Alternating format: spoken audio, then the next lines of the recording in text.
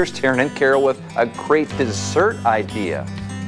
All right, thank you, John. Yeah, Carol, you have a recipe here today called Snicker Apple Dessert, and great time of year to use apples. Oh, yeah. This is from a friend, this recipe? Yeah, Darcy Ranke from Columbus. She gives me those easy ones that are fast and so tasty. It's just she's kind of my go-to girl. Good. Well, how does this one start? Well, we start with the cream cheese and then powdered sugar, so that kind of gives it almost a frosting base. What kind of cream cheese? Can it be light? Does it matter? Light, light doesn't. Okay.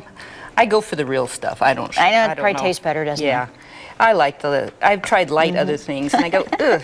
This is either regular. So keep stirring this. Yeah, keep stirring this, and then we'll put a tub of Cool Whip in.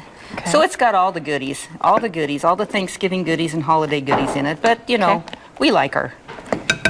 So this is something that'd be good for Thanksgiving, is what you're saying? Yeah, like a side dish. That's a good side dish for Thanksgiving and Christmas and I don't know, breakfast maybe. It's got apples in it. Any time of year, apples in it, yeah. Okay. Okay, then you put some apples, cut up apples. What kind of apples do you like to use, Carol? Well, I prefer Gala apples, but I did pick up some Fuji's because I don't know, they were there and they were pretty.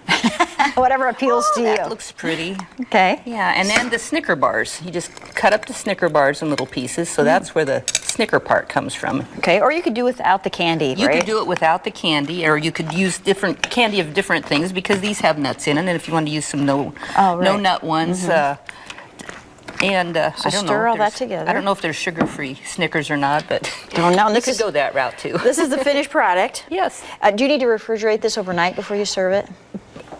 Well, no, it came out really pretty just as it is, and I know it got a little different looking when I did dump it out this morning after being refrigerated. But no, it does. It's good. It's good to mix and eat. So that would be good with apples since they do brown. Yeah. Maybe to make it the day of and serve it. So I'm going to give it a try here. Have you had this quite a bit? No, not quite a bit. I've had it like twice, and it was so good. It is very good. So good. It's like apple and frosting. I don't know, cream cheese and powdered sugar. You can't go wrong if you put that together. And it's not overly sweet either. Yeah. So this recipe is already on our Pure Nebraska Facebook page. Enjoy. Thank you, Carol. Thank you. Back to you, John.